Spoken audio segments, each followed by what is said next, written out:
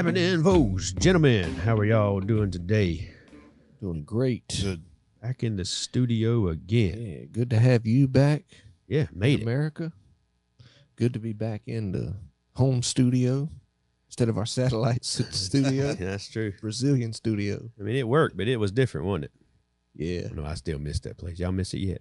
Yeah. Yes. I gotta be completely honest with y'all though. Like while y'all were there, I was worried. Y'all were quiet. Huh? Y'all were quiet. Just taking it all in. Yeah. And Rodney, evidently, he had the same, like, what's happening, and we didn't even talk about it until, like, we dropped you off at the airport. Uh-huh. Because that ride to Rio was quiet. The ride back was quiet. It was quiet. Tired. Yeah. Mixed emotions, too. I understand that. Want to stay. Yeah. And so it was like at the same time, he said, because when we dropped y'all off, we got back in the car. We hadn't even got out of the city yet. And we were just, like two ladies just jibber jabbering about nonsense. And it was like come to the realization, we just had more conversation in 10 minutes than we had the entire ride. And I said, I know, but I mean, y'all made me feel better when we did the last podcast. I knew y'all got it then, Yeah. but before I was like, man, I don't know if they're getting it. I don't think they want to be here. Did they like it? I mean, I was confused. Why didn't you just ask? Well, the one time I did ask y'all if you were homesick. Oh, I definitely was. Yeah. I ain't gonna lie. I was homesick, but I enjoyed myself. I think we were that way. Even flying back, we're kind of quiet. Yeah. It is a tremendous amount to take in all at once. Yeah. I mean, you talking about like get out of your comfort zone and just go immersed into a totally different culture, and you don't even realize how different it is until you show up. Oh yeah, absolutely. It can be a little overwhelming and shocking. It does. Y'all basically had some of the same reactions I did the first time I was there. It was very, I don't know what to do with all this information that I'm absorbing in my brain. That was it. Yeah. What am I supposed to say? Yeah. What do I do? Yes. Yep. That's exactly right. But I mean, when you come back though, there is this renewed sense of, I mean, I just heard it in your presentation, a new sense of, man, we got to be better. We got to get serious. Like, what are we doing? And that for me is always the biggest blessing every time I go, just hit that reset button. Don't forget where the priority is. All right. Yeah, it completely changed the sermon series that I was going to do for Easter. Oh yeah, I was going to go a different way. Because when I had that message on blood that I preached that night in Brazil, and before all that, I had thought, man, I think I'm gonna use this and do a series on blood. But I got back and I'm like, something's got to change. Something's got to change, and so the series is for the next 4 weeks leading up to Easter is not just another Sunday. Oh man, I'm tired of. Well, we need to talk about Colossians, but I am tired of it. Ain't the world that treats Sunday like just another Sunday. It is Christians that treat Sunday just like another Sunday, checking boxes, going through the motions, and I'm tired of it. Yep. Yeah, I had it when I got back. Well, the last week that I was there, obviously by myself. So in the morning time, I was forced to drink the whole pot of coffee by myself. Right. Which just gave me motivation. And so I was, I get up I got a spot there too where I do so I made sure I had my Colossians thing ready for the podcast. I made sure I had my Sunday school stuff, and I was, because I try to stay a little bit ahead so I'm not scrambling. But I could not add a final thought to Sunday school this week. And just the gist of it is like, if spreading the gospel is so important, if we really believe life and death, then what are we waiting for? Mm. Why don't we wake up every morning and that be our priority rather than some weak-minded thought that, well, if there's an easy opportunity, then I'll give it a shot. It's intentional, right? Intentional. That's what I want to know. Intentional. What are we waiting for? It's all the way around.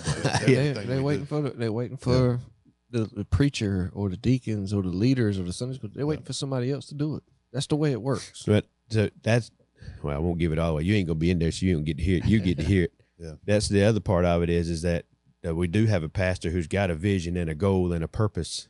And so whenever he starts leading and directing, we need to get off our backside and go at it, man. Do something about it. Yeah. Like, be serious about it. I can't get that out of my brain. Period. Is how they can do what they've done there with nothing, against everything, against all odds. It's God. And, and they're not even worried about it. But here we have all the resources and we got everything, and we act like it's difficult to do. We're gonna get to Colossians, I promise. But I'll give you one more thought on that, and it is the because I see it happening. It gets close to home. Whenever you are obedient to what God has asked you to do, whenever you are like wholeheartedly trying to live inside of His will and follow His direction, God will direct you. I mean, don't ever think He won't. Right. It might be a walk of faith, but He is going to make sure you are going in the right direction as long as you're walking forward, right? Trying to follow. And therein is the difference. In Brazil, they're almost forced to rely on God for everything. Right. We are not. We can do a lot of things that we feel like we're doing ourselves because we have so many more resources.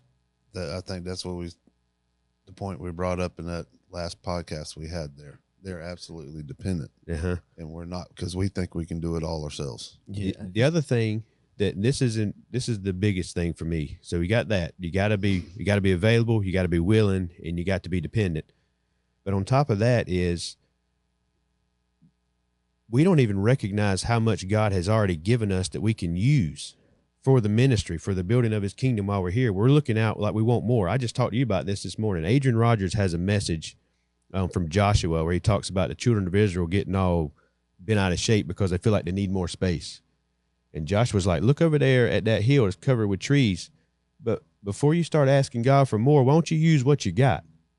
And so go over there and chop down the trees and spread out. See if you got enough room then. You know what I mean? And the point is that God has given them stuff already, but they didn't want to put the work in to be able to use it. Right? God had blessed them with a land. That'd hit home right here. God blessed you with a piece of land, and you're too lazy to put the work in to be able to use it. Right. You want something else.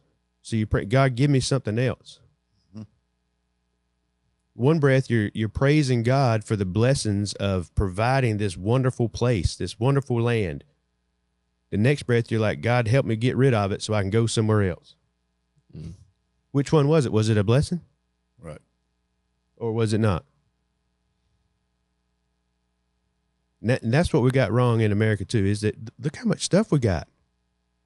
That's we just use it. Yeah. Just use it. No, well, we want something else. Yeah. They say, we got the land, but Lord, now I need a tractor. Now I need a tractor. Yeah. But you can get out there and do it by hand. We got all the tools to do it by hand, but we're just waiting for the tractor. Then once the tractor comes, we're waiting for some employees to come work it. It's always we're waiting for one more thing when we got everything we need. Yep. And then when you don't get that other thing, you decide, well, we'll just God, close the door. Close the door and we'll go somewhere else. Yeah. Try again. Devil shows up and brings a guy with $4 million, and you're like, that's the Lord right there. We ain't got to work. Hallelujah. We can retire. Look, you go back to the parable Jesus talked about with the bird. He said, look at that guy. God is always providing for him. But did he throw the worm in the nest? No. Bird gets up and goes to work every morning. God's providing. That's the same way with us. We don't want to put in the work for what God has already provided. It's not like we're waiting on it to show up. Yep. Yeah.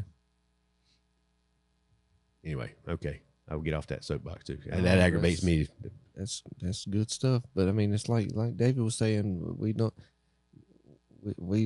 depend on God like we ought to. And those people in Brazil, those Christians in Brazil, they're right. totally dependent on God.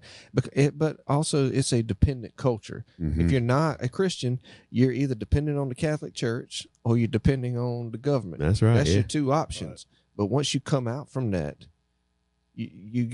those people understand. Yeah, we need to be dependent. We're dependent on God, but us, we don't depend on nothing. We got everything we know. We have an abundance of options and everything else. We don't depend on anything. I pull a Coley on you right quick. I'm always going to apply it to the Hope Center. Those folks were dependent upon a whole lot of drugs instead of God. We ain't no different. That's right. We depend upon we got money, or we got all these resources. That's what we think we put our dependence in, not God. That's right. And all those things become a replacement for God. That's it. Exactly what Idolatry. happens. Yep. Anyway, I said we were going to be done. Wayne, you got anything? Keep on going. I mean, it's Well, get it all out while you can. I see that a lot. It blinds people, even in our church. Yeah. Yeah. I've seen it in my life. We have so much stuff that occupies our time that keeps us distracted, absolutely distracted. Well, that's the devil's. The devil wants us to be distracted. He doesn't even have to worry about Americans at the point we're at now. There's plenty here. We're so hooked into, like you said, I can fix this for myself because, and it's a false, absolutely, it's a false happiness, a false joy. C.S. Lewis wrote about that sort of distraction in Screw Tape Letters. Yeah. I mean, hey, just keep your human occupied with things so that he can keep his mind occupied so that he can't think about God, can't think about his lostness, can't think about his need, his dependency and all that. Just keep him occupied. That was one of the quotes that hit me the hardest out of CS, the Screw Tape Letters, because I used to listen to those over and over again for a little while. And it was, I guess, whoever the leader guy was, the leader demon, was not Wormwood, my dear Wormwood, the other guy.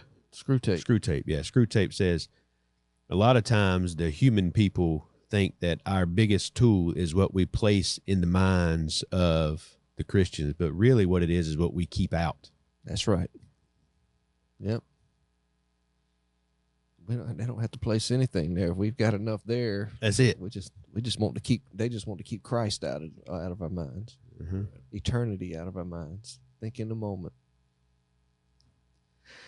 It's a hard thing to get through somebody's head. You have to see it from a different lens, and that's exactly what happened to me in Brazil. Saw it from a different lens. That's the beautiful thing about it, man. I love it. Well, let's do like a 5-minute thing. We had a listener write in an email. I told him we were going to answer him on the 23rd, and I forgot because we were in Brazil. But dude, did we ever pick out the winners? No, I forgot that too. We're going to do it. Man, I'll be better. Prizes are still waiting. Yeah, I'll be better this week. You have not missed your chance yet. No, everybody's like, who won? I still could be you. Just tune in. Tune in till Christmas. Yeah, this is how we keep you on the hook. December the 1st, we'll do it. And that way it'd be like Christmas present. We will absolutely do it. Yeah, next week.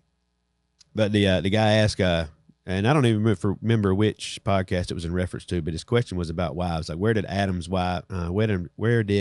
sons get their wives? And then same application to Noah and his grandchildren, where did they get their wives after they got off the ark? And I mean, he prefaced it with it. The only explanation I can come up with is incest, which is hard for me to wrap my mind around, but I would get it if that's the answer. I mean, that is, as much as you don't want to think about it, that is the obvious answer. But the problem is we think about everything in terms of our own culture and what we understand now. But it's not man was created how? Perfect, sinless in the beginning. The genetic mutations and problems that we have today, diseases and things like that, all of that is a result of years and years of sin. What do you call it? Genetic load. Genetic load. Yeah, we are now. It's problematic for close kin to marry. Well, not to marry. I mean, the problem ain't marrying. The problem is having kids. Procreation. Yeah. But in the beginning, Cain and Seth and all of them, they had to marry sisters. That's just the way it was, and there would have been no genetic downfall to that, no genetic problems with that, because it was so early on. The genetic load had not built up yet. And then Noah and his grandchildren, I would think they would have probably married first cousins. Probably so. Yeah. But you don't get anything in Scripture until Leviticus. I always ask the question because sometimes I get them backwards. Like, who came first, Abraham or Moses? That's a dumb question. You know what I mean? Abraham. Abraham was first. Moses was later. Moses was actually after Noah too, was he not? Yeah. Yeah, right. All And this so is way later. And he's the one, Moses is the one who wrote Genesis, the first 5 books of the Bible. And so when you read it in the book of Leviticus, chapter 18:6, which is that whole chapter is about sexual impurities. This is where God actually inspires somebody to write down, none of you shall approach to any that is near of kin to him to uncover their nakedness. I am the Lord. That's 18:6. And you can read that whole thing. This is when God realized, okay, the human beings have been here again after the flood long enough that this genetic load, like you just mentioned, has come to a point that if they do begin to intermarry brothers and sisters or even first cousins, close kin, near of kin, there is the potential for generic deformities that are going to be not good. Not to mention that they were supposed to be spreading out, by the way. Yeah. So that wouldn't have been an issue had they spread out. But that's what it was. And so that from this point on, whatever date that was written, it became known. It probably was already being perceived by the children of Israel, but it became like God wrote it down so you don't forget it.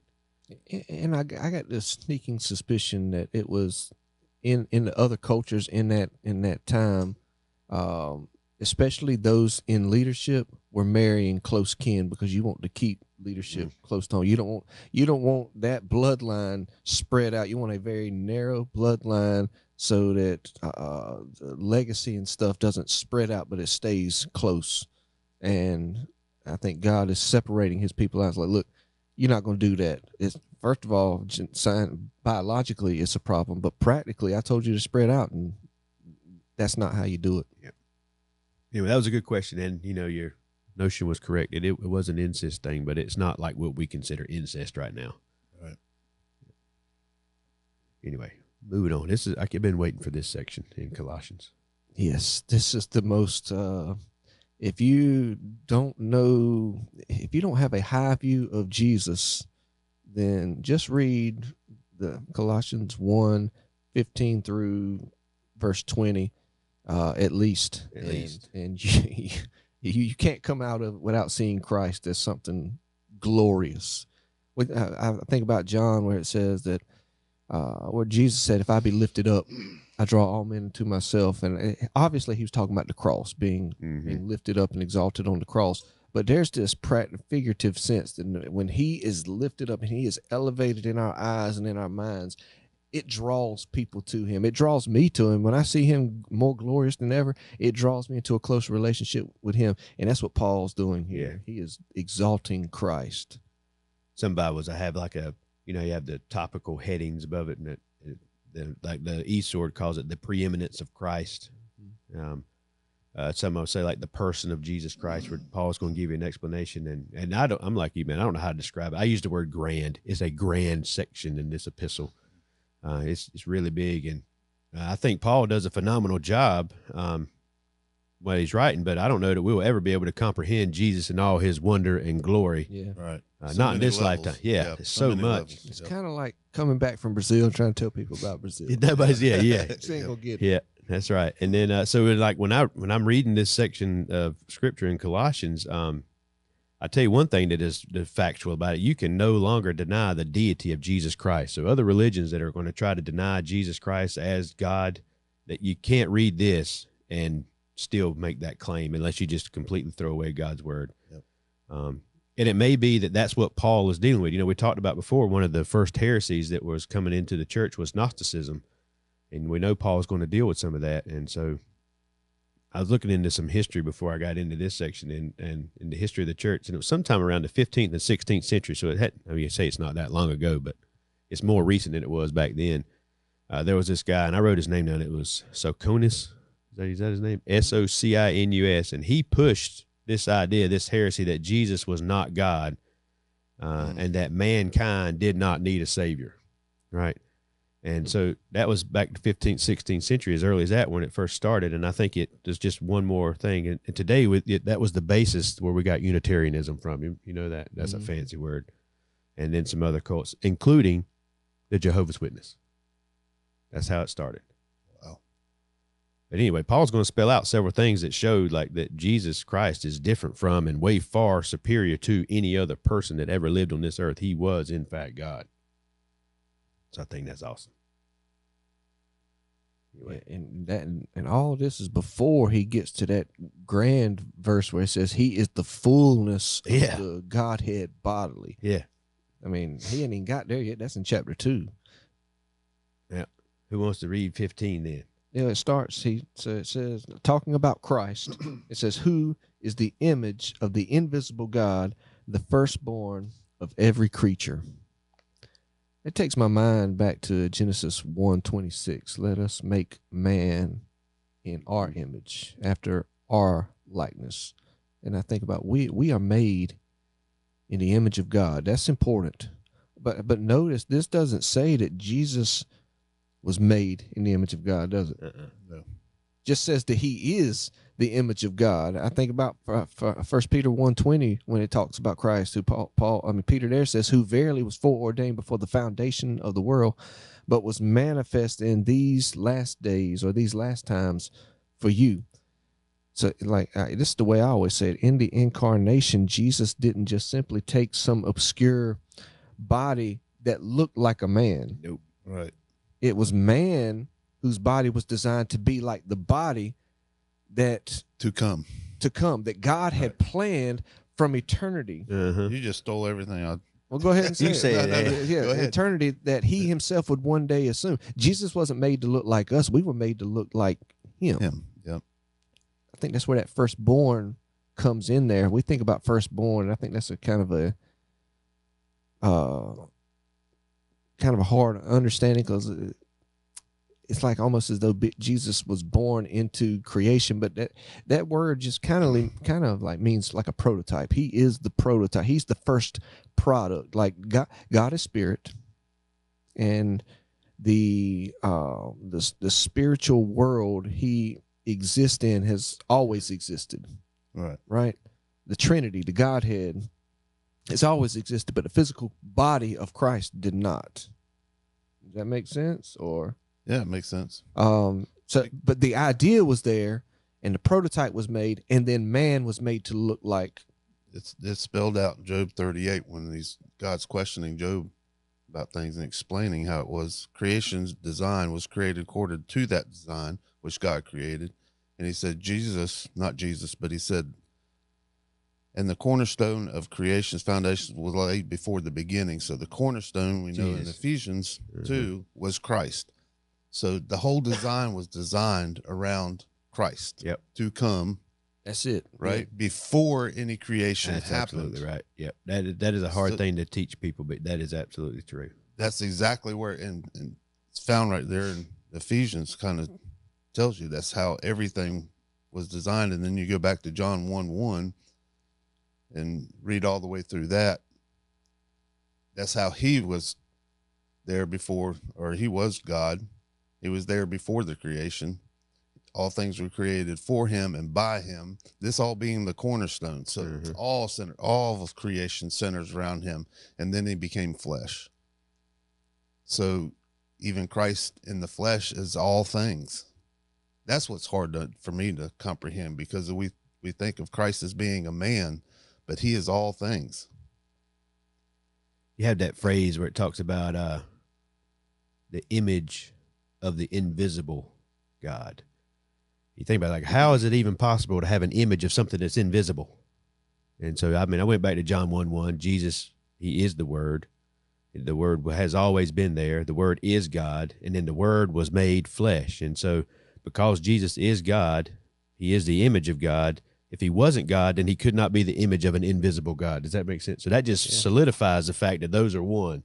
When he says he's the image of the invisible God, that is Paul saying they are one, because you can't be the image of nothing that you ain't. Paul says it over and over again. Romans 8:29, for whom he did foreknow, this is for the Calvinists, he did also predestinate to be conformed to the image of the Son, of his Son, that he might be the firstborn among many brethren. That having two meanings. The first one, in other words, it was predetermined in the design of creation that Christ would come into this world, and it is in his image that Adam was created. And then we see that in Genesis 1, and God said, let's make man in our image. The second part is spiritually. He was first spiritually among the brethren who bear his image. That's from Hebrews 7:26. For as much a high priest became us, who is holy, harmless, undefiled, separate from sinners, and made higher than the heavens. So in both levels, not just physically, but also spiritually. Christ being the firstborn, he is the first of all things. So you got to take that firstborn of every creature and, again, understand what it was that Paul was dealing with. And some were taking this to mean like, see there, Jesus was not always, but he was actually born or created, because it uses the word creature. But that is not true at all. And so I'm going to have to ask you this question, because I saw one thing that was in the language and I didn't know how to, it was somebody smarter than me that was telling me the language part of it. And Be smarter than me too. And it said it had something to do with the replacement of an accent mark on the word created, but I'm not sure how to interpret it, because one was, it was weird. I don't understand that one. But the other explanation I did like was that the word firstborn simply denoted Christ's position and his priority with God the Father. Yes. That too. It didn't have anything to do with creating him. This is my utmost priority. When you're talking about God the Father, God the Son, God the Holy Spirit, there he is, the 3 in 1. Jesus Christ is the sole heir of God's kingdom that he would make. Yes. Right. And so you go Micah 5:2. Jesus entered into this world in the flesh at Bethlehem, but Jesus came from everlasting. So there's your proof that he wasn't created. He steps out of eternity into our world, time, space, matter. So he had to take on matter to do that. He took on himself humanity. And just as a reminder, man, like these Gnostics that Paul is dealing with from that time, they taught this crazy idea again that God created a creature just little lower than himself, and then that creature created another creature just a little lower than himself, and that was, went on and on until you get to the creature that eventually created the world and the universe. And this, so-called religion called the creature that created the universe and the world demiurge. Is that right? Is that how you say that word? Sounds good. Yeah, that sounds good. That's what it was called. And so that's what Paul is dealing with. When Jesus is called the firstborn of all creation, it is not referring to him being created at all, or his birth in Bethlehem. It simply means that Jesus had the top priority and position with God the Father, nothing to do with his origin. It was denoting position. Yeah, that's why he follows it up with verse 16. Yeah. That's why because if all things were created by him, like he wasn't part of that created all things. He created all things. He exists before that. Whatever this firstborn means, it doesn't have anything to do with him being part of creation. It's what David said, creation happened around him because of him. That's what that firstborn means. Not just every human, but everything was created around him. Christ is the, I don't know, whatever way to say it. He's the prototype that everything is built around. That's what it's like a business. That is that predetermined deal. Yeah. That predestination, or he's predestined. Explaining this is kind of like trying to come back from Brazil, right? You do a terrible job of it, but yeah, it's really hard. The problem that we have, or the problem that I have, is I want to put time in everything in my way of thinking, right? So if you can remove time, it makes it a little easier to do this. And to think, even in creation, God created space, time, and matter. So Christ is outside of time. Yeah. So I found the Colossians that backs it up. It's Colossians 89:27. It helps show it. It says, also Psalms 89:27. You said Psalm. Colossians 28. Oh, I'm sorry. I went back to Colossians so I wouldn't lose my place. Yeah, I'm a man. I can't do one thing at a time. Not Psalms, but Psalm 89:27. Right. We at least get that right. Yeah. It says, also that's God speaking, I will make him my firstborn. He's talking about Jesus, higher than the kings of the earth, denoting his position, his ranking, his priority. And that's where I got that from. He's got the top priority of everything in creation. There is no such thing as a demiurge. There is no counsel of God where God assigned created beings assignments to help him in creation. He didn't give them authority to participate in creation. That's a Michael Heiser thing. Yeah, that is not the us. Yeah, that is not. Let us make man in our image. Nope. And like you just said, the next verse absolutely backs that up in verse 16.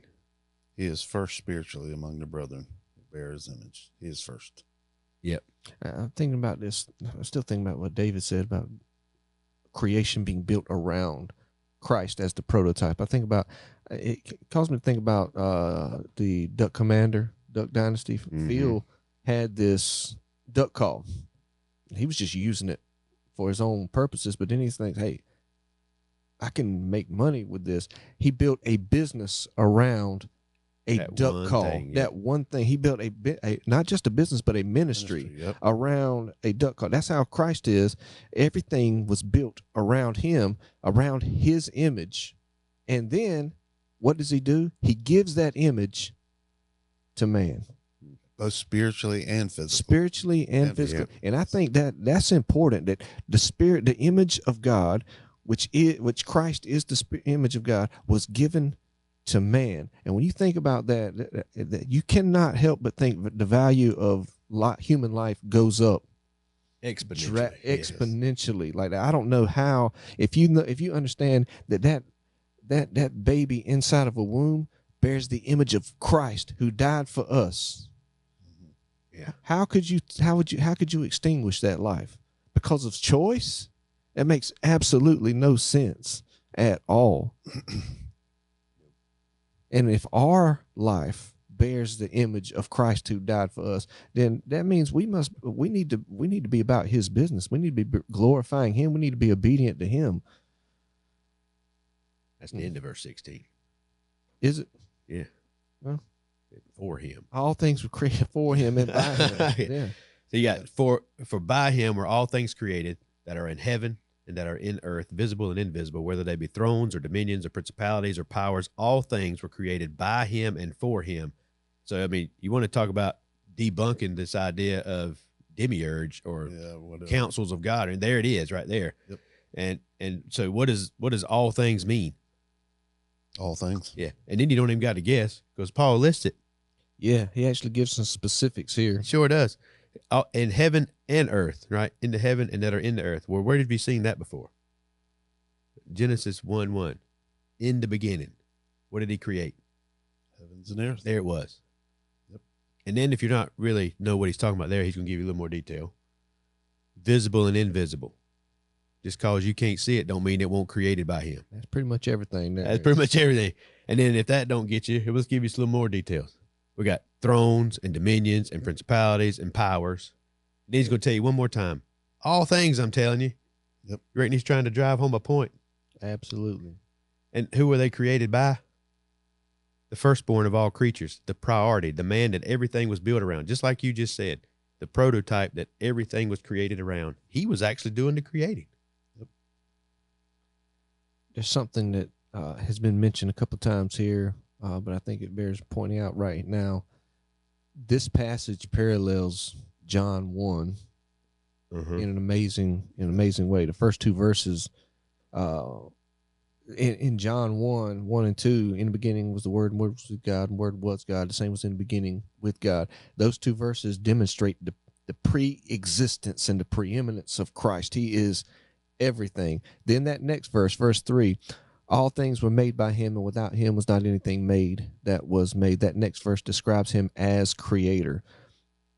Here, the same sort of thing. Verse 15, he's the image of the invisible God, the firstborn of every creature. He is God, the pre-existent. He's always been, and for by him were all things created. It's almost like Paul robbed John a little bit. Hey, I like that, John. Let me just use it and I'm going to expound on it just a little bit. And he details, like you said, some of what those all things are. I think it's worth noting the order. Yeah, that's what I was going to ask you. Does that denote an order of ranking?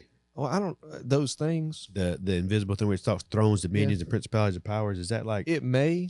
I don't know which one's higher than the other, but I'm just saying. I didn't get into the ranking there as much as I did the order. So he says the visible first. Mm-hmm. That's the things you expect. You expect him to create the things you can see, but then there's this revelation. He created the unseen world. Yeah. Oh wow. There's an unseen world. There's things that are created. It's the unseen realm. Ain't you read the book? Oh my God. there's things that we can't see that are going on around us. Oh yes, brother, there is things going on that Absolutely. you don't even know about, things we don't even think about, because we only tend to think about what we can see. But there is a spiritual realm that was created by God, and within that spiritual realm, there's a battle going on. There's angels, there's demons, there's a battle going on. And I think the word order is important because that invisible flows right into those four things that are mentioned. I think there's four things mentioned there. Thrones, dominion, principality, and power. I think that it's the invisible. The reason he flows from invisible to thrones, dominions, and principalities and powers is because that's the areas that the invisible world seems to be working the hardest. Those are the areas of influence, the most influence. And Satan and his army want to do all the influencing they can. If you're somebody that don't have any influence in this world, Satan probably, your sins are probably not caused by Satan. It's probably your own problem. Satan ain't gonna waste his time on you if you're not gonna influence anybody. But if you're an influencer, you can better believe Satan's working on your life. And he should be working on every single Christian's life, because every single Christian should be an influencer in your family, in your community, in your workplace. Satan ought to be working extra hard because you ought to be an influence. But I can promise you, he's working in the halls of Congress right now because they have influence. Yeah, I think that. So when I was asking about the rank, and I don't know if this is absolutely correct, but it makes sense in my brain. So you get the heavens and the earth. That's like, he made everything. Don't even question it. It was heavens and earth. By the way, that includes the stuff you can see and the stuff you can't see. Okay. You're right. And by the way, inside of those things you can see and can't see, we've got this order of things that are trying to run. We've got the thrones and the dominions and the principalities and the powers. Well, that happens in the physical and in the unseen.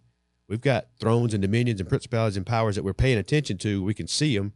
Presidents, leaders, governors, all these different things, laws. But we also have that in the invisible world. We got thrones of God, thrones of demons. We got dominions, principalities. We fight not against flesh and blood, but against principalities and powers, right? All these different things. And Paul's listed them all. All of these things came about. Go to Romans 13. There is no power. There is no dominion if it didn't come from God, right? And see, but I think that our trouble is we can only pay attention to the visible. And I'm like you. I believe Paul is putting more emphasis on the invisible right here. Y'all take off from this, because I can't explain any of this very well. Everything that's spiritual to me is the real world. Okay. Mm-hmm. I mean, that's what's, I say the real world, like this isn't real. Maybe it's more foundational, because the physical world and everything we do is a manifestation of the spiritual. Does that make any sense in what I'm saying? I'm going to say it like this, because we just talked about this word. The spiritual, the stuff we can't see, is the firstborn. Yeah, there you go. That's what I was trying to lead to. The physical world is a derivative. Right. Now you take that all the way back to creation. I believe I can't see where creation, this physical world, is not a manifestation of Christ, of God. It's manifesting himself, expressing himself. Mm-hmm. So that's what creation is. But what's opposite of God is sin. And God manifests himself. So here's an expression of himself. Man has free will, and he chose sin. So did the angels that fell, which is not God. And that kind of explains everything. And now in the spiritual world, these things manifest in the physical. When we sin, it's spiritual first. Oh, yeah. Right? Because if we say something that's sinful, it's what comes out of our heart. Right? So it all is, the firstborn is the spiritual part. And that's why so much emphasis is here. And the spiritual existed because God has always existed, and God is spirit, always existed even before any physical creation. So it has to be first. Am I getting way off? No. This. Okay, man, you're in the same page. When you come back from Brazil and you keep telling people we need to get serious about our Christianity, we're not talking about physical things. All right. Right. We're talking about the spiritual. And once we get serious about this spiritual thing that's going on. These thrones, these dominions, these principalities, these powers, these are real. These are the priority, the things that are going on in our lives. We live in both realms, by the way. Mm-hmm. Yeah, Right. you can't separate. No. It's impossible. It's impossible. We live in both realms, but we put visible as priority rather than invisible. Right. But if we put the invisible as our priority, if we take Christianity and our belief and our faith in Jesus Christ seriously, and we are invisibly conscious on that first, the visible will take care of itself. Right. Yeah, I think what y'all are talking about is when we're in Brazil, we begin to see how the spiritual realm and spiritual evil manifests itself in the physical world. And when we're here, we can get into this rut of all we see is the physical. But what we're trying to tell people is that there is definitely a spiritual realm, and it manifests itself. And now coming back, seeing it clearly in Brazil, you begin to see it here, the spiritual realm manifesting itself in the physical realm. And if we can take care, like you said, the spiritual realm, physical will take care of itself. That's right. That's exactly right. You down there in Brazil, you do see the cold side, the darker side of the spirit, but we have a very bright light at Esperanza. Right. And you see a huge contrast. It's real clear when you walk into a cathedral and you see somebody praying to a physical object. Right. Instead of something spiritual. As opposed to America, there is very little difference between the physical and the invisible Because in we our substitute physical things where we're lacking in the spiritual. That contrast is not as evident here. They don't have all the stuff. They have the cathedral. They have idols. But there are people that are go sit in a Baptist church this morning that are in the same position those people that are touching the toes of a statue are. Right. Just we have more stuff. Yeah. Yeah.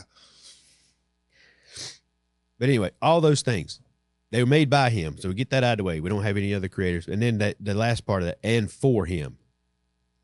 I don't know how much y'all thought about that this week, but that I don't know, that's where I landed for a little while. And as I was thinking about this idea of everything being created for him, and we talk all the time about we should be about building the kingdom of God while we're here on earth, kingdom work. We just spent that time in Brazil helping and watching kingdom work be done. And I just want to be clear about what that actually means for a couple of things. One, we're not creating anything. Right? Everything that is created was created by God and Jesus. Nothing else is being created. We are simply just using the things that have already been created in a way that can honor him and present it back to him, as Jesus, right? All things are made for him. Everything we do is for him. And that includes our own bodies and our lives. I thought about how often I fail to live my life, my created life, in a way that honors Jesus, in a way that is not shameful, that doesn't bring shame, in a way that can be presented back to Christ. I was made by him and for him. Me, Robin Kennedy, was made for him. Yes. And I am a selfish human being most of the time. I do things that ignore the truth that I was created for him, because I would rather rather than live for him, I would rather live for myself. Right. And now we're talking about where we get to the truth. And the truth is that everything that I do for myself is in vain. It's worthless. It doesn't account for nothing. I can't take any of these things with me, and it is definitely not helping to build the kingdom. It elevates me over God. Right? And so don't get me wrong. I'm not trying to say that in any way that we should, that what we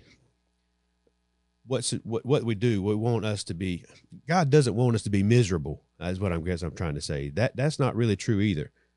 But what is true is that living for him, being totally sold out to God, it doesn't matter the situation. It's going to bring joy unspeakable, right?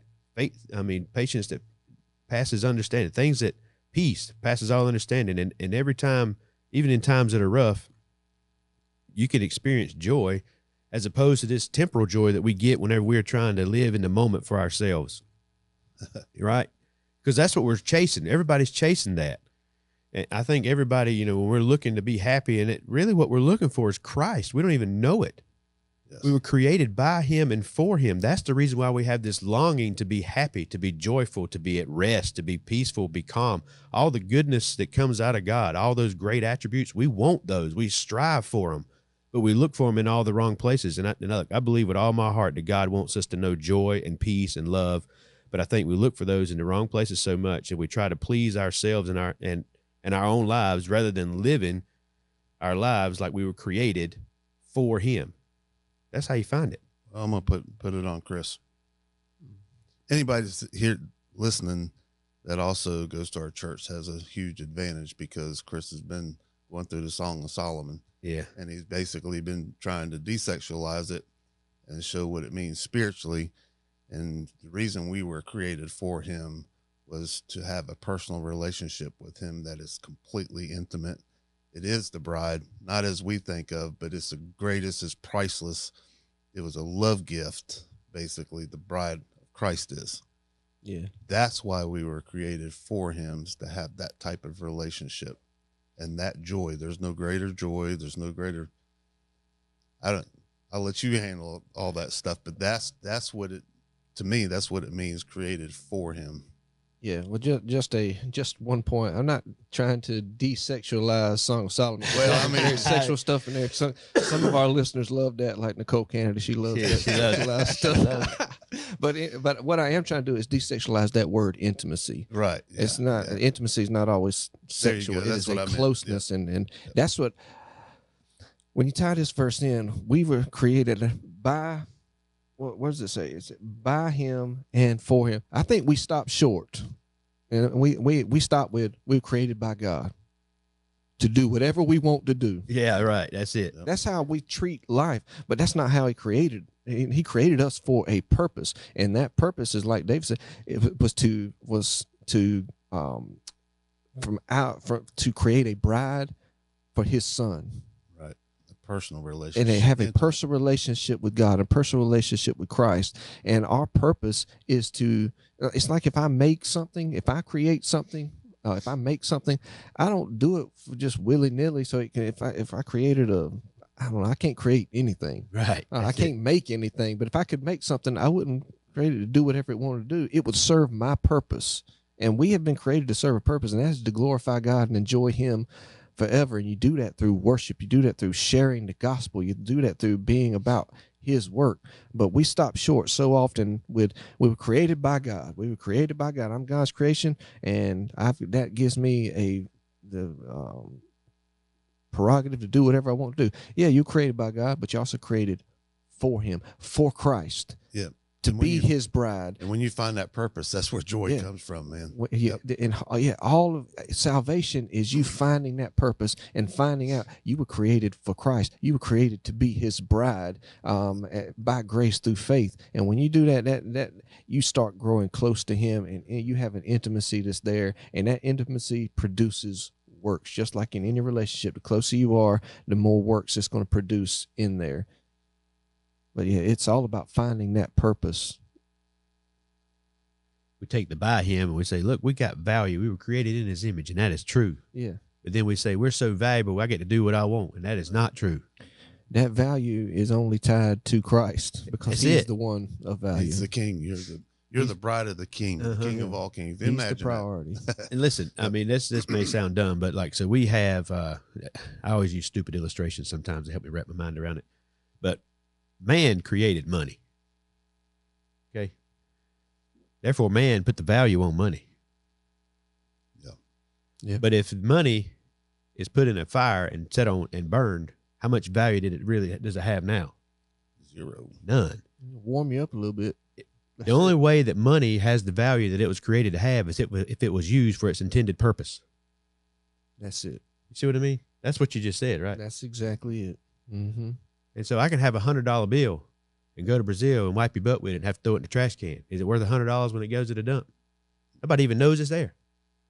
But if I spend it on buying somebody some food, buying me some food, now I can see, I can actually, the manifestation. The manifestation of the value. Yeah. There you go. That's what I'm trying to say. Yeah, I like it. The value is tied to your purpose. Yeah. And if your purpose is to glorify God and enjoy him forever, and you're not doing that, You ain't worth nothing. You ain't worth crap. Yeah, well, you can be though. All you gotta do is change your mind. That's the beautiful thing about God. I'd rather you just feel like crap. You're crap. That's the beautiful thing about God. Confess your sins, repent. He is faithful and just. You still have value. Just use it. Yeah, right. That's it. Otherwise, you're wasting it. You were created for him. Yeah, you can't take that away. You ain't take it out. Yep. You ready for verse 17? I don't know how much time we got. We got 10 minutes. Did we even get through 16? Kind of. If you got something else you want to say, go ahead. No. Speak now, forever hold your peace. No, I just never opened the notes for it. And I just think when it talks about the thrones, and you were talking about order and things, I think thrones is like the one sitting on the throne. The dominions are the rulers. A little bit farther out, the principalities is what they rule over, and then power is just the utter length of all their influence. Yeah, I don't know like, if ranking. I don't know if ranking is the right word, but yeah, that's what I was talking about. It's like levels. It's like level, like ripples, like something rippling out. Starts since like you'll be my witnesses in Judea and Samaria and the uttermost parts of the world. Kind of ripples out. I think that's kind of how it is there too. Verse 17. Yeah, read it. And he is before all things. In case you were wondering. And by him, all things consist. Just one more time, I'm going to say it. Paul is driving that home. He is. That's just a confirmation of what he just said in the first two. Yeah. I think that it's an interesting word, though, the word for before there, because we sometimes only understand it in terms of time, like Christ existed before time, before all things did. And that it does mean that, but if that's all it means, then it seems kind of redundant, because it's already been said that he created all things, which means he had to exist before it. And then some are going to recognize, like we've talked about before, that before could convey priority. Like we put our wives before ourselves. That's kind of a priority thing. And he is a priority. And Christ is the ultimate priority in all of creation. But even that too is a little redundant, and it because the end of the previous verse portrays that he's created by all things and for. I mean, he created all things created by him and for him. That shows that. But I think there's another sense that I think Paul's driving at here with before, and I think it ties in well to what follows that before. To be before something, that word can mean to stand in front of. We say we're going to stand before a judge. We didn't come before him before he was there in time. We're not in front of him in priority. We're just standing in front of him. So not time or priority, is talking about a place, to be right in front of him. And when I read this, I see Christ is ever standing before his creation. And what is he doing? Holding it together. In him, all things consist. I like the word sustains. He is sustaining everything. That word, it means that word consist means to hold together. It's almost as though I asked the question, why is Christ standing there holding everything together? Because if he wasn't, every electron would fly away absolutely. From its nucleus. Every molecule would fall apart. Our bodies would explode. Everything would venture out into chaos. Yep. You're speaking my language. That's what I meant. He is all things, and in the beginning God said, and because he is the word, it is his word, it is Christ's word that created all things. So it's sustaining. His word is. That's why we exist. And without that word, if it ever stops, we cease to exist. Yeah. It just added to my convictions for my last thoughts. Wow. Okay. Knowing that even though I tend to live like as though I was created for me, he's still holding me together even when I'm goofing it up. Yes, he is still sustaining me. He's holding me all together. Speaking of holding things together, you mentioned the atom.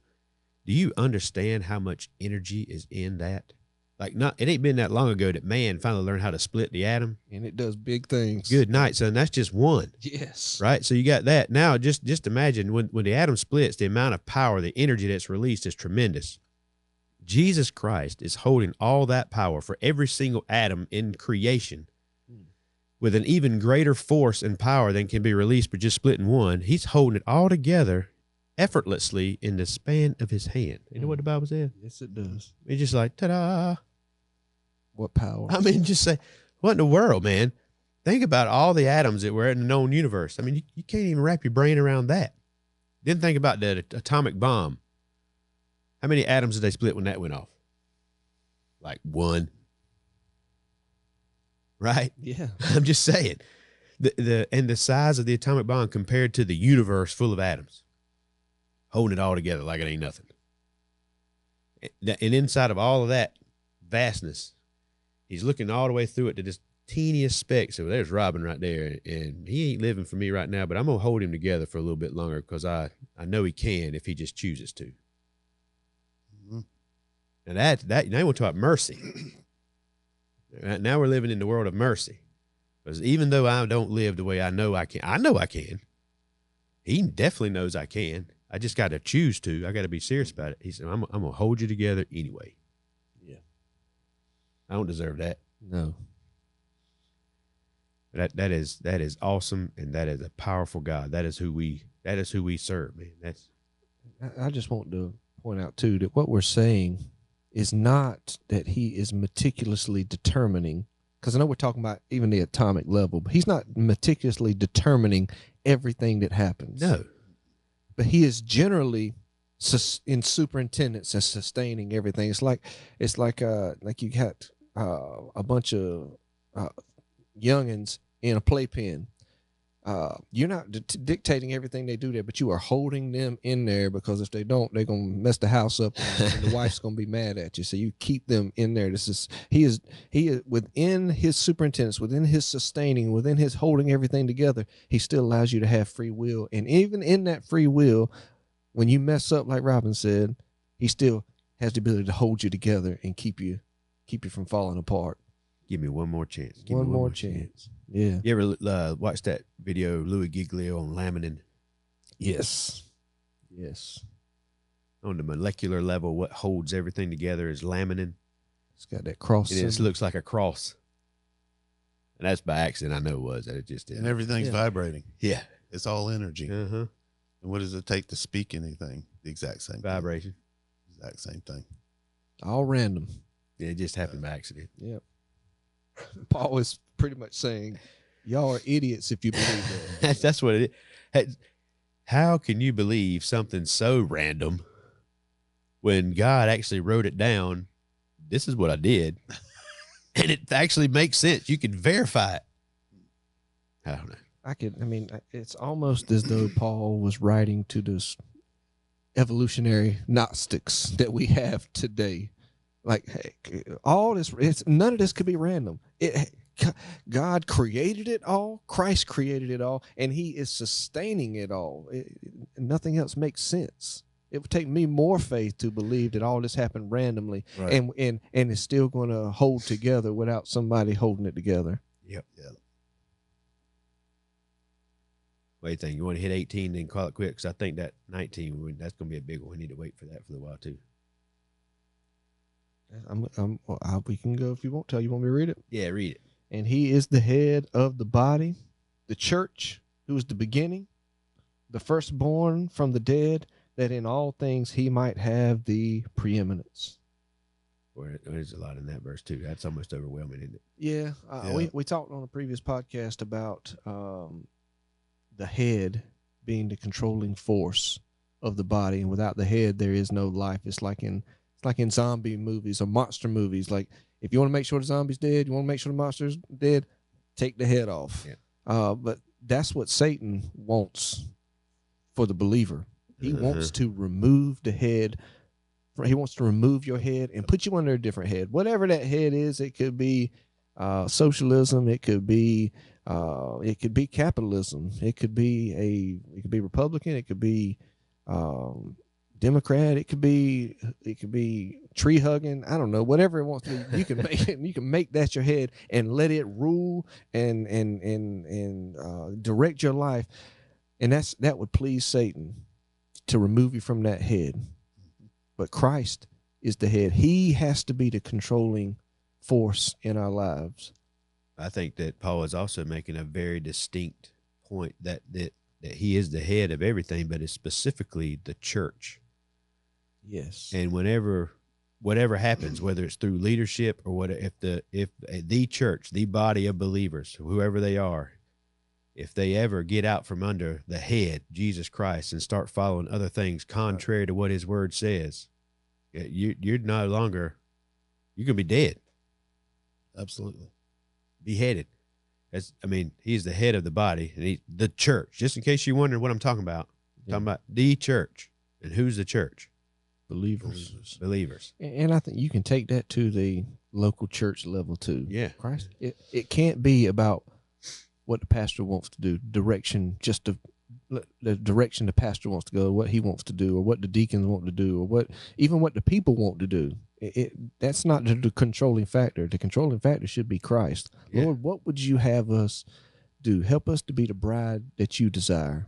There are some, and I believe this wholeheartedly, that I hate it for you, brother, but it is your responsibility to listen closely to what he wants you to do. I gotta listen with your body of believers. And then it's our responsibility to, I'm gonna listen to which I'm gonna follow. Yeah, I'm gonna fall in line. I'm gonna question some things from time to time. I'm not gonna blindly follow, but man, I trust you. I've seen how you live. I'm paying attention. I'm not going it's gonna be easy to follow because I know who you are and I've seen how you live and I know that you have your faith in him. But someone who doesn't have Christ as their head and they're trying to lead anybody, try to lead your family without Christ being the head. It don't work. I'm proof. Just try. It ain't gonna happen. No, they might follow you, but where are they following you? The wrong direction. Yep. And then change your mind and say, oh, I got to put Christ back as the head. And then all you got these people that are following you, and where they're like, what just happened? Yep. That's important. And then it says, who is the beginning? What is that? The beginning of what? No. All things. He's the beginning of faith.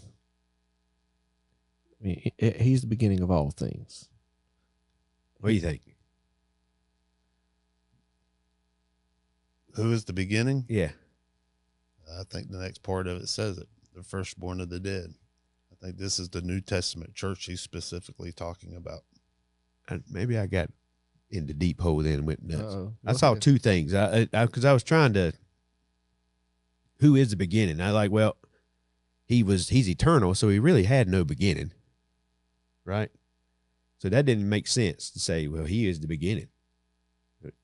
But so I could say, well, he was the creator, the one who began all things that we see, time, space, and matter, by speaking them into existence. I could see that. Maybe that's what you said that, I think, right? The beginning creator. What about the dominion? The power? Can it be like he is the beginning? This is where all the power begins. This is where all authority begins. Right. I think the word beginning is actually can be translated principality somewhere I saw one time. Hold on. Maybe I got that completely wrong. No, yeah, right there. Magistrate, power, principality, rule, principle, rule. So I thought, well, okay, that actually makes more sense. He is the head of the body. He's head of the church. He is the beginning. He is the ultimate authority. Now go to Romans 13. Right. I would say that he is the beginning, he's the cornerstone. He is the redeemer of all that. That's the way I see it. Yeah. The principality above all principalities. I guess why would we limit it what it is anyhow? No, I think it's all these things are included. Paul, this is the thing that Paul's doing a magnificent job of, by the way. That in all things he might have preeminence. So in all things. Right. And then the firstborn of the dead, you mentioned that. What does that even mean? He's the first who rose. Right. Yeah, well, no, he's not the first who rose. Lazarus rose from the grave, but again, you go back to the word we used earlier. It's the prototype.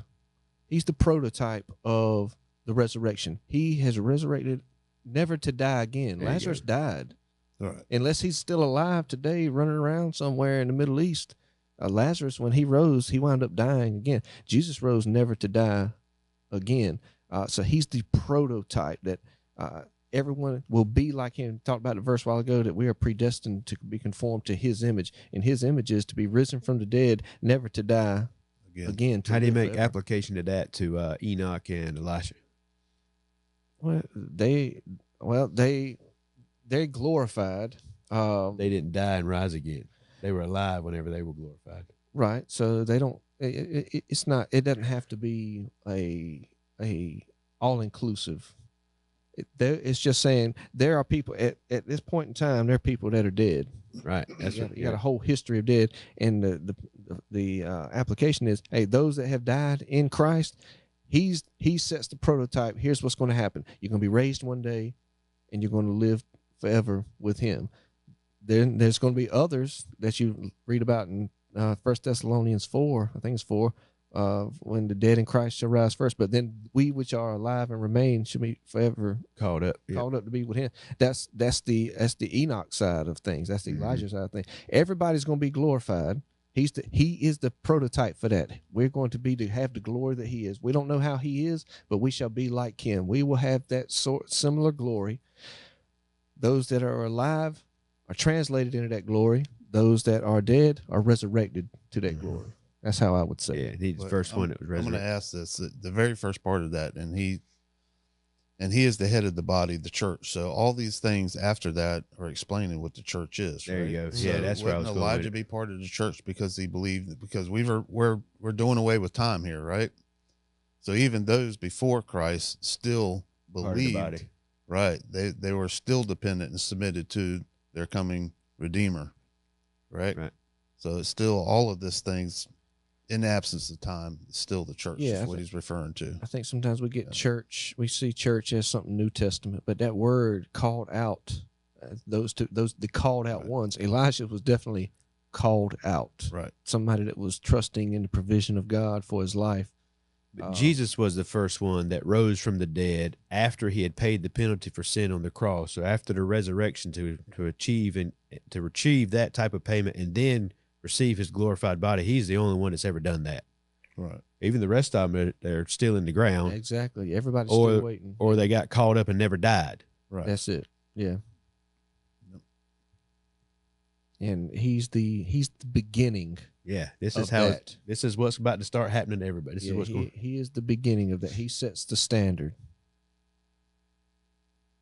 The prototype. Yeah. Which was already there. In the design before in the plan, it was ever created. In the plan. That in all things he might have the preeminence. The word things is in italic. Does that change anything? I wouldn't think so. That in all he might have preeminence. Yeah. Excellent. Yeah, I don't know that you need it. They put it in there for clarify, but I don't know that you need it. That in all he might have the preeminence. It almost... I don't like things. Because it puts emphasis on the things. Yeah, because it puts emphasis on things almost as like the visible things, but he has preeminence in all. That's it. Right. That's what I like. Things, unthings, not things, whatever. He is the preeminence. He is the superiority, the priority. He is the everything. And what does preeminence mean? Did y'all look up that word? Pretty much means like superiority, doesn't it? Yeah, to be first in rank or influence. Yeah. Surpassing all other superiority. That's way more than just being a part of our lives, by the way. It's way more than just being included in our lives. I stole some notes from, so whenever you were doing your vacation thing, and I did the Wednesday night service, and it was just happened to be on New Year's Eve. We did a lesson, New Year's resolutions. I can't stand them, you know what I mean? But me. If you got something you want to change it. Just change it right now. So it was based on a verse that right here that I actually pulled from for that thing. I don't even know if we knew we were doing Colossians at that point. We were getting ready to, but I hadn't gotten this far. About Jesus having the preeminence at all and everything we do, and preeminence over our lives, our entire lives, not just part of it being included, but having first place. And so when I was getting ready, I asked myself the question. I said, why do you think it is so easy, even for believers, to let even the good things that we have in life push God out of first place? Why is that so easy? I'm talking about things like work. Like, we're supposed to go to work, right? Yeah. What about our families? Families are blessings, aren't they? How about fun, like sports? How about like even fatigue? God wants you to go to sleep at night. You need to rest some, don't you? You ever stayed up too late on Sunday evening and then skipped church because you were too tired? Your rest just took priority over Christ, who's supposed to have the preeminence. Or maybe you had like such a long week on Monday through Saturday, and the only time you had to rest was Sunday, so you just skipped so you could sleep in. Don't be trying to steal my sermons now. That was sorry. Work, rest, fun, like none of these things are sinful of themselves. Right. But do we glorify God in those things? That's The only question, time, right? right? The only time that you had to rest was Sunday, so you skipped church. Yeah. Right. That's what they would all become dangerous when we reorder our priorities. We're taught that the preeminence, spiritual influences the physical, and I'm going to add one thing to that list that we most oftentimes don't think about as taking priority over our relationship with Jesus, and that happens in ministry work. And that's weird, I know it, but serving God through whatever ministry He has called you to serve, you might. I know it sounds dumb, but it has happened to me. I'm sure it's probably happened to you even. How can Jesus not be first if you're in the ministry and you're serving Him through your ministry? But I'll give you a biblical example. You remember Mary and Martha in Luke 10? You got Martha's busy working, serving Jesus. I mean, she's at work. Yeah, What's Mary doing? She's listening. She's at His feet. She's at His feet listening. And when Martha asked Jesus to tell Mary, get up and tell her to get up and help me serve, what does He tell her? And I just wrote this quote. He said, one thing is needful. This thing is necessary. What was it that she was doing that was needful and necessary? Listening to the word. Spending time with Jesus at His feet. Strengthening that relationship takes priority over our work, even over the work of our ministry. How effective can you be in your ministry if you're not plugged into the power of Christ? How can you be sure that you're following His will in that ministry if you hadn't taken the time to spend with Him so that He can direct your life? That's exactly what was going on in church at Ephesus in Revelation 2. You're doing all these things for my name's sake, Jesus said. But one thing I have against you, you've left your first love. Yeah. Me. Yeah. You like to work better than you like me. So you've allowed the ministry to become a distraction. Yes. That's right. Which is where we started. And I think that the devil will whisper that in your ear. You're doing a phenomenal ministry. Work harder. Go longer. You don't need to take a break to pray. You're working in the ministry. You don't need to take a break to worship. You don't need to take any now you become a life of works. Yeah. Oh, man. Right. And so my question then for myself, because I didn't plan on doing a New Year's Eve, but like, which sister am I most like? The one with the beard. No, but you get it. What keeps us from sitting at the feet of Jesus like Mary did? Yeah. Why don't we do that more often? Now, I can only speak for myself, obviously. And if I'm very honest, I can tell you that there's a lot of room for improving my relationship in Jesus, particularly if you want to pretend like it's a New Year's resolution. Listen, 2026, we got a lot of months left. I can do better putting Him and seeking Him first. Probably not alone, but if that be true for all of us, what are some tangible ways then that you can actually do that in theory to give Him the preeminence like that verse just told us to do? What does that look like? It looks like for me, making sure that you go to sleep earlier on Saturday night so that you can get up on Sunday morning and fellowship with the believers. Get up early on Sunday morning and get ready so you're not rushing to church. Now I'm starting to preach my message, but For today? yeah. Oh, sorry. Sorry, man. Get up early so that you don't have to rush to church, so that you can actually enjoy the drive and enjoy God's creation on the way there. Yeah.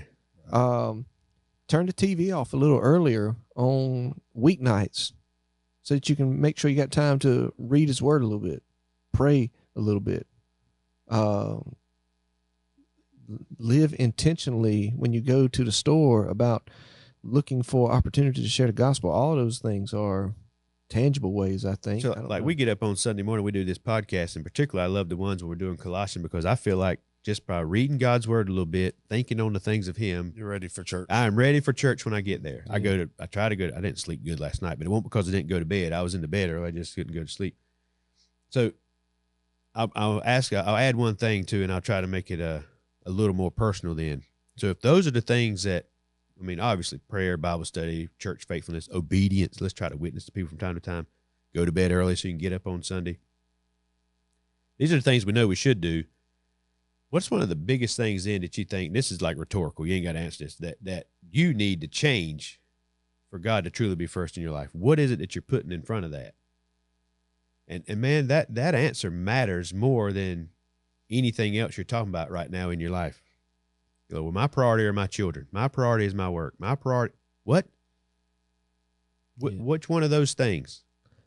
Yeah, we're busy.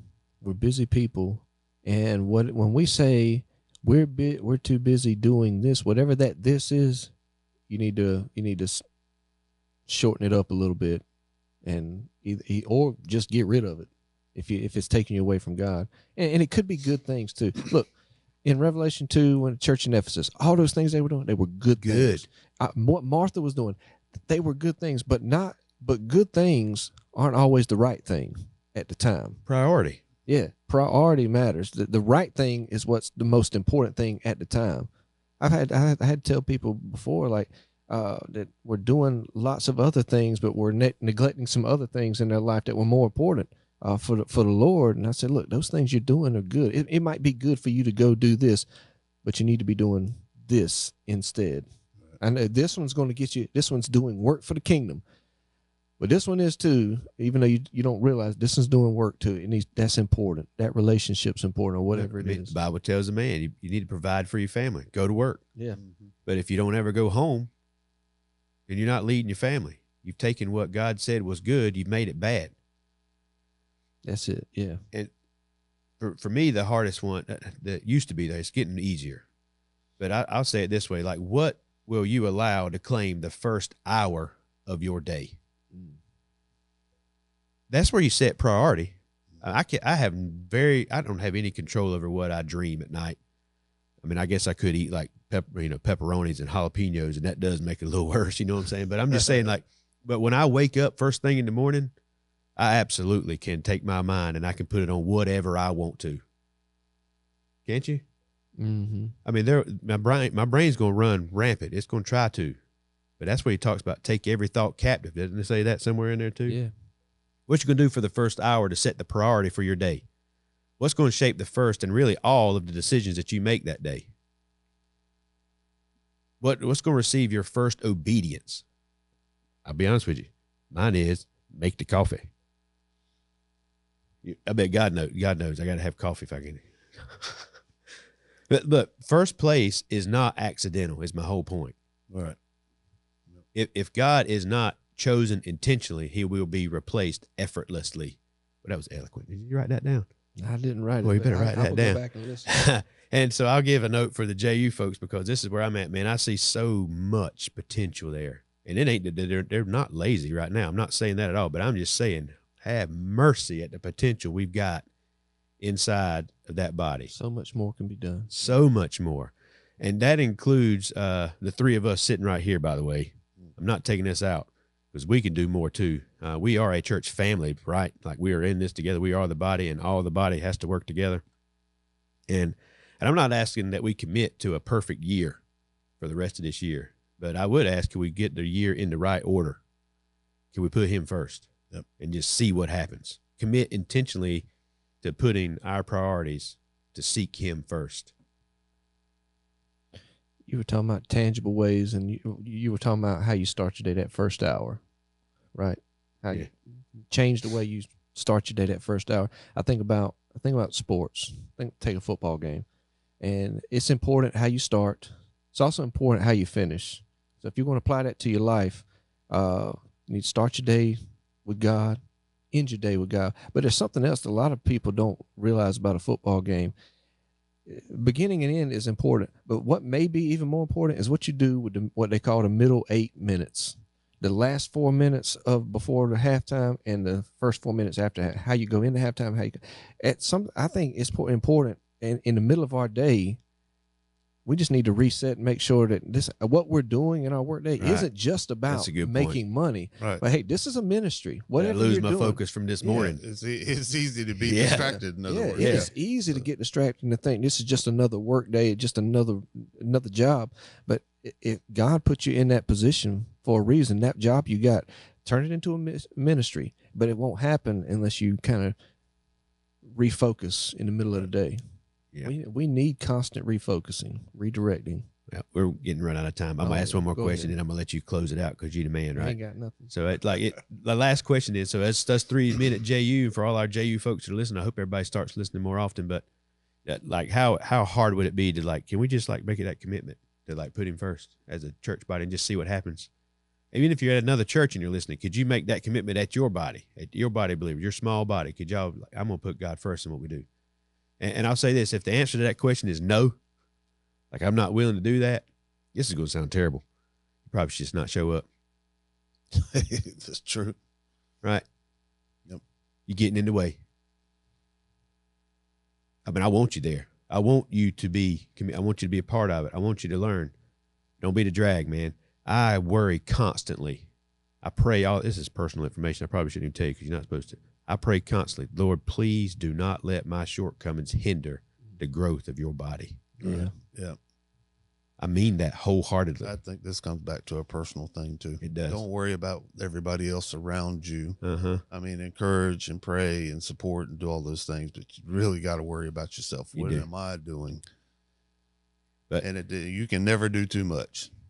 I ain't the smartest man in the world, but I have eyes and I do pay attention, and I do think probably way more than any human being should think. And I can say this, that a church that put God first will never lack direction. Yep. They will never lack direction. Yep. A believer who puts God first will never, ever feel like they're walking through life alone. And a year that can begin with us surrendering and submitting to God and his will wholeheartedly is going to end by December. We'll have a testimony of something God has done magnificent this year. I think it starts with examining yourself, though. It absolutely does. That is the big thing about Brazil. It really forces you to examine yourself. Yeah. Yeah.